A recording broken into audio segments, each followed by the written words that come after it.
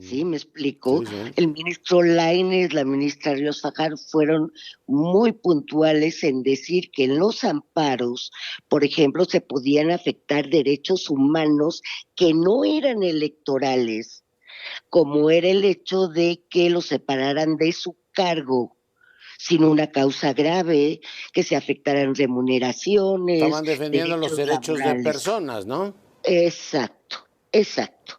Entonces, lo que se dijo es, bueno, los jueces tienen que revisar las demandas de amparo Mm. y lo que es estrictamente electoral, bueno, se tienen que pronunciar, pero lo que no es estrictamente electoral, también lo que tienen que ver bajo otra óptica. Ya. Pero eso todavía no está escrito, Todo. porque es lo que va a recoger el ministro Gutiérrez Ortiz Mena cuando aceptó tomar en cuenta esas Es lo observaciones. que llaman el engrose, ¿no? O sea, ya lo. Exactamente, Oiga, pero dígame una exactamente. cosa, para efecto práctico, ¿ustedes les pidieron a los jueces que levantaran las suspensiones? No, no, yo no lo entiendo así.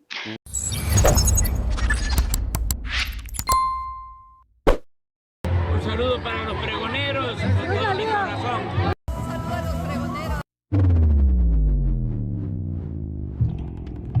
¿Qué tal amigos y amigas? Bienvenidos a una nueva información más, bienvenidos a su canal Pregoneros. El día de hoy, sábado, fin de semana, 15 de febrero, vamos con información pregoneros porque en entrevista la aún ministra presidenta de la Suprema Corte de Justicia de la Nación, Norma Piña, ya en sus últimos alientos como presidenta y también como defensora de sus privilegios y del Poder Judicial. Ahora Norma Piña justifica estos amparos que jueces han determinado en los últimos días y horas en contra de la reforma judicial y así lo justifica que son temas de derechos humanos, no con temas laborales, cuando hemos visto que su intención ha sido boicotear y frenar esta elección judicial. Vamos a verlo, mis estimados pregoneros, así termina llorando Norma Piña. Cuéntele, por favor, al auditorio. El día de ayer tuvieron una sesión muy comentada y bueno, se habló del tema de las suspensiones que algunos jueces habían determinado y está el tema también de las competencias del Tribunal Electoral. ¿Nos puede explicar el primer tema, Presidenta? Sí, mira, voy a tratar de ser muy didáctica para que se entienda, porque es un asunto muy complejo Lo es, sí. y que ha llevado a mucha desinformación y que incluso para mí es problemático esa desinformación. ¿Qué sucedió ayer? Bueno, en primer lugar vimos los impedimentos que nos hicieron valer los magistrados de la Sala Superior del Tribunal Electoral de la Federación. Nunca Se se había declararon. visto que le sugirieran a ministros de la Suprema Corte excusarse sobre algún tema, ¿no? Así. Le voy a decir, no se había visto con relación a órganos jurisdiccionales.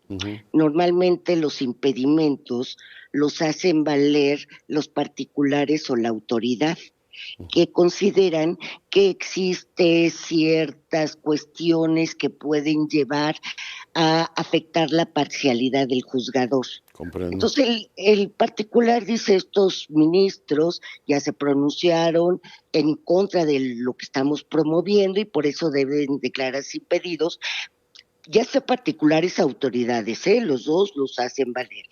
Lo que nunca se había visto es que un órgano jurisdiccional hiciera valer estos impedimentos. ¿Y por qué? Porque un órgano jurisdiccional por definición es imparcial. Entonces al órgano jurisdiccional, a un juez, a un magistrado, a un tribunal, pues no está interesado, no tiene un interés especial en que se resuelva en determinado sentido, porque son imparciales. Entonces tiene que resolver conforme a derecho. Entonces a ellos no se había dado, y hay tesis desde hace 30 años en que los órganos jurisdiccionales ni siquiera pueden ir a recursos a defender sus resoluciones. Aunque ellos crean que están bien dictadas, no pueden ir a recurrirlas porque son órganos imparciales y autónomos. Lo que importa es que se resuelva conforme a derecho, no como a ello lo que ellos pretendieron que estaba bien. Sí. Por eso nunca se había dado. Entonces, el tema de levantar las suspensiones de los jueces, entiendo que eran 2 casos, ministra. Mire, sí, estábamos viendo 2 casos. Sí quiero que quede claro. Primero se analizó si era procedente esta facultad extraordinaria de la Suprema Corte para resolver la controversia que existía. ¿Cuál era la controversia en sí? Era muy sencilla. A ver, un juez de distrito en amparo dicta una suspensión hacia determinada autoridad. No puedes hacer nada hasta que yo te lo diga, hasta que resuelva el juicio. Esa es la suspensión. Normalmente, si está bien o mal dictada esa suspensión, se van a los recursos que prevé la propia ley de amparo. Y esos recursos los resuelve el tribunal colegiado de circuito, que es el competente para conocer en amparo. Ahora, ¿qué pasó en este sentido? La Sala Superior del Tribunal Electoral, por mayoría de votos, se pronunció sobre esa suspensión y primero les dijo a las autoridades que no tenían que acatar esa suspensión dictada por el juez, y posteriormente, en una opinión consultiva, prácticamente dijo no tienen que acatarla, y ya en un juicio ciudadano le dijo al comité de evaluación que no tenía que acatar la suspensión que había dicho, que había decidido un juez de distrito. ¿Qué sucede? Se encuentran en un problema por las mismas autoridades. ¿A quién le hago caso? ¿Al tribunal electoral, a la Sala Superior, o al juez de distrito que me está diciendo que no puedo hacer nada? Claro. Suspende, no hagas nada. O al tribunal, a la Sala Superior, mayoritariamente, que dice, no tienes que continuar. ¿A quién le voy a hacer caso? Ese era el problema totalmente abstracto que tenía que decidir el Pleno de la Suprema Corte de Justicia de la Nación, a mi juicio. Yeah. Oiga, ¿sí? Pero si entiendo bien, el Tribunal Electoral es competente, última instancia, incluso en temas electorales, pero aquí era la decisión de un juez la que se estaba discutiendo, ¿no? Exactamente, o sea, nadie le discute al tribunal, a la Sala Superior, que tenga competencia en materia electoral, en términos del 99 de la Constitución, que hay que leerlo para ver si realmente se entiende como propiamente un tribunal constitucional o no, o un tribunal de convencionalidad y de legalidad, pero eso ya es un poquito más elevado. El chiste es que quede aclarado lo que sucedió ayer. Entonces, el electoral les dice a las autoridades, no tienes que cumplir la suspensión del juez, y por otro lado, la Constitución dice que las autoridades que no cumplan una suspensión, pues pueden ser acreedoras a delitos. Entonces, las propias autoridades pues no saben qué hacer. La Corte lo que hizo, dijo, bueno, vamos a ver a quién le corresponde decidir sobre la suspensión que dijo el juez de distrito. ¿Al electoral o a quién? Y lo que dice la Corte es, pues, al tribunal colegiado, o en amparo, o a la Suprema Corte, porque estamos en un amparo. Entonces, si no están de acuerdo con la suspensión, según nuestro Estado constitucional de derecho y nuestra propia Constitución, porque la Constitución es muy clara, ¿quiénes revisan las decisiones de los jueces? Pues los tribunales dictadas en amparo, pues los tribunales colegiados de circuito en amparo, o la Suprema Corte de Justicia de la Nación. Claro. Así lo dice la Constitución, ¿sí? Entonces, pero teníamos que resolver un conflicto real, de hecho, de competencia. ¿A quién le tenemos que hacer caso? Ahora, el proyecto se divide en 3 partes. Primero, en el fondo ya del asunto. Dice, ¿cuál fue la actitud de la Sala Superior? Y analizan la actitud de la Sala Superior del Tribunal Electoral y dicen, a ver, te excediste. ¿Y por qué te excediste? Porque no te correspondía a ti, Sala Superior, aunque seas en materia electoral de legalidad y de convencionalidad la máxima autoridad. Aquí no te correspondía Claro. decirlo. Ujú. Porque es cuestión, nuestro sistema jurídico tiene que estar muy claro, es una cuestión de competencias. Si una autoridad no es competente para decidir sobre un asunto, por muy bien que esté su decisión, pues es incompetente y no lo puede hacer, ¿sí? Entonces, bueno, eso es lo que se le dijo a la Sala Superior. Te excediste. Tú no podías decirles a las autoridades que no obedecieran una suspensión de un juez, porque eso lo tenían que haber dicho Los tribunales, eh, los colegiados, o sea, los que revisan exacto, ese tema. exacto, Sí. exacto, eso fue todo, ¿sí? Ahora, un segundo punto fue en el proyecto, que es un proyecto que es muy importante para efectos de lo que se está manejando. Entre el asunto, se turna un ministro y el ministro hace lo que nosotros llamamos proyecto de sentencia. Este proyecto es lo que a juicio del ministro es lo correcto para decidir. No quiere decir que así salga, ni que todo se lo vamos a aprobar. Simplemente es una propuesta del ministro ponente de cómo resolver el asunto. Y esa propuesta del ministro ponente, que se llama proyecto, se somete a discusión del Pleno de la Corte.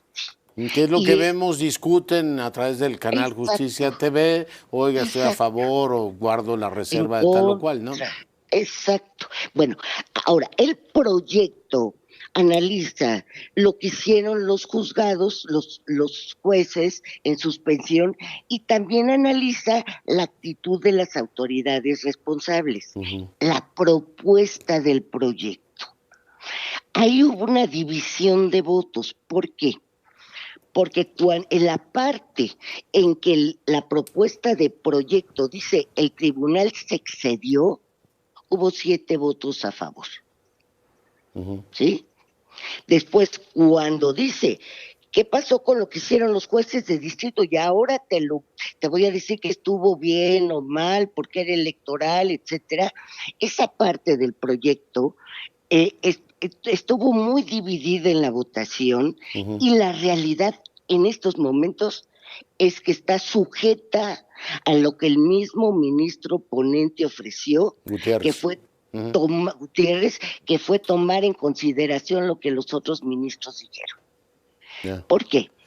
Presidenta, ¿me permite que ponga una brevísima pausa? Me va a agarrar el corte. ¿Me permite que regresemos con usted en un instante? Claro que sí, sin problema. Volvemos. Gracias. Estamos en esta conversación que, reitero, para mí es un honor conversar con la cabeza legítima del Poder Judicial de este país. Estábamos hablando, ministra Piña, de que el Tribunal efectivamente electoral se excedió según la óptica de la mayoría, y a partir de ahí empezaban a analizar las decisiones de algunos otros jueces. Ministra. Sí, gracias. Fíjate, yo propuse que se dividiera el estudio. ¿Y por qué? Porque para mí son dos cosas independientes. La materia de la litis era ver si se excedió o no, pero bueno, la mayoría y el ministro ponente dijeron que se tenía que ver en su conjunto. Por eso se tocaron todos los temas en su conjunto y eso dio lugar a una votación bastante complicada. ¿Por qué? Porque, por ejemplo, hubo ministros, el ministro Pardo y yo, que hasta ahí nos quedamos. No le tenemos que decir a los jueces de distrito lo que tienen que hacer, porque este no es el medio recursivo. Eso se tiene que ver a través de los recursos que establece la ley de amparo. Pero otros ministros consideraron que era viable ver lo que habían hecho los jueces con respecto a las suspensiones, pero ahí hubo una división. El proyecto, la propuesta, era que era materia electoral. Ahí hubo una división.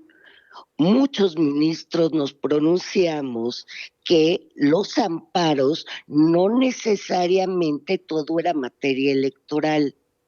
¿Sí? ¿Me explico? Sí, sí. El ministro Lainez, la ministra Ríos Fajardo fueron muy puntuales en decir que en los amparos, por ejemplo, se podían afectar derechos humanos que no eran electorales, como era el hecho de que los separaran de su cargo sin una causa grave, que se afectaran remuneraciones, Estaban defendiendo los derechos derechos de laborales. personas, ¿no? Exacto, exacto.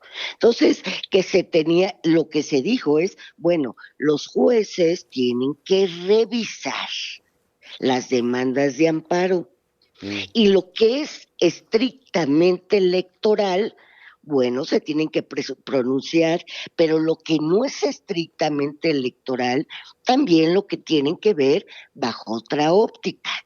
Ya. Pero eso todavía no está escrito. Todo. Porque es lo que va a recoger el ministro Gutiérrez Ortiz Mena cuando aceptó tomar en cuenta esas observaciones. Es lo que llaman el engrose, ¿no? O sea, ya Exactamente. Oiga, pero dígame Exactamente. una cosa, para efecto práctico, ¿ustedes les pidieron a los jueces que levantaran las suspensiones? No, yo no lo entiendo así. Lo que se le dijo es revisen. Revisen. Revisen las suspensiones y pronúnciense. Pero no revoquen las suspensiones y tampoco se ha dicho, según yo, no, bueno, esto no según yo, porque lo que sí me queda claro es que no viene ni en la propuesta, ni se discutió el que las autoridades que no cumplieron las suspensiones no tienen responsabilidad. Comprendo. Eso no se dijo ni en el proyecto, en la propuesta de Gutiérrez Ortiz Mena, del ministro. Se dijo, se entiende que bueno, no hayan, pero no se dijo, están libres de cualquier consecuencia penal. No se dice. Y eso no se discutió. Comprendo. Y se me hace muy grave porque es una información que se ha estado manejando y que podría tener diversas consecuencias. Sí, eso no se dice. Ni en la propuesta que es pública porque se filtró, ni fue motivo de discusión en el Pleno de la Suprema Corte. No entiendo. Presidenta, es para los que seguimos, digamos, el debate sobre la Constitución, el Estado de Derecho en el país, profundamente inquietante que desde la presidencia del Senado se diga que la Suprema Corte es intrascendente. Yo entiendo que la cultura de la legalidad la debemos construir todos. ¿A usted qué opinión le merece eso, presidenta? Mire, yo sí soy una convencida del respeto a nuestra Constitución y al Estado de Derecho. Y hasta hoy, la Suprema Corte de Justicia de la Nación es el Tribunal Constitucional y el representante de uno de los tres poderes de la Unión. No se afecta a un ministro en particular con ese tipo de declaraciones. Se afecta la estabilidad, la seguridad jurídica, se afecta el Estado de Derecho de todo nuestro país. Yeah.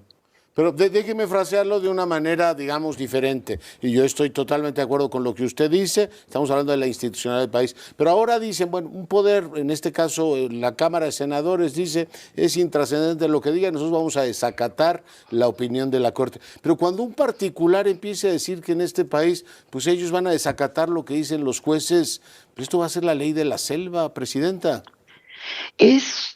Creo que son declaraciones que tienen una consecuencia que no se han medido en toda la amplitud de la dimensión. Imagínese la afectación de cualquier derecho humano para cualquier persona de nuestro país, no para empresarios, no, para una persona que ha sido injustamente detenida y con prisión preventiva oficiosa o porque la detienen sin ninguna orden de prisión y la autoridad dice, pues no obedezco al juez de amparo que ordena que no puedo hacer eso. Pero hoy lo tenemos en el plano de las autoridades. ¿Qué va a pasar cuando un privado suficientemente poderoso diga, usted diga misa, yo no acato lo que dice el juez? Sí, y digo, nosotros un privado, pues tendrá consecuencias, pero las suspensiones van hacia las autoridades. Sí. Y las primeras, las que deben obedecer las suspensiones, las determinaciones de los jueces, son las autoridades. Ese es el amparo. El amparo es proteger a los particulares contra el abuso de las autoridades. Porque la Constitución y los jueces están ahí para proteger los derechos de los ciudadanos, no para defender o en este caso convalidar en todos los casos las acciones del gobierno. Es una protección de los ciudadanos, no de la autoridad, ¿no? Así es, y ese es nuestro amparo.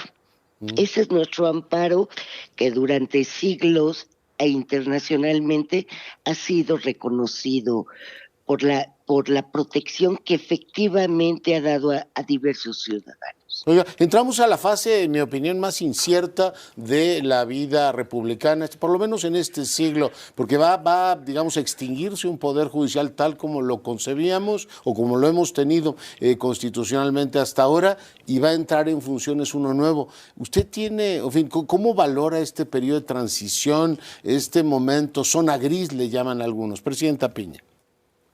Mire, es un momento muy complicado, aún en la transición, porque desgraciadamente, no prejuzgo, pero así es un hecho, desgraciadamente las mismas leyes de transición no son muy claras. Entonces es un periodo muy complicado para la transición. Lo que venga después de la transición, como usted dice, será un nuevo Poder Judicial de la Federación.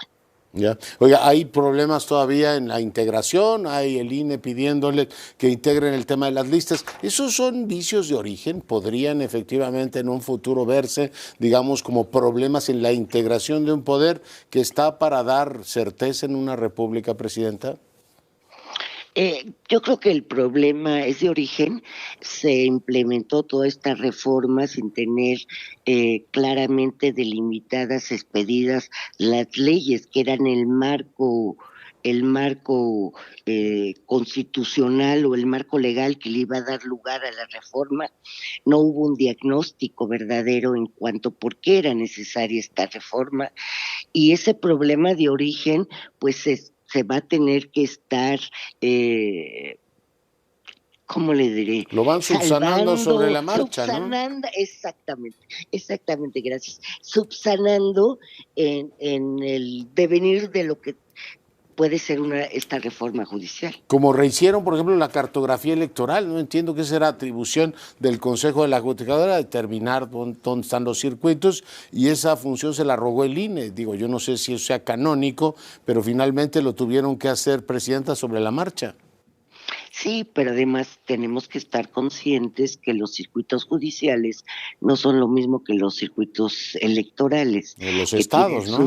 Exacta, y que hay tribunales, por ejemplo, y juzgados que aunque tengan su adscripción, aunque se sitúen físicamente en un lugar determinado, pues tiene, por ejemplo, competencia en todo el territorio nacional.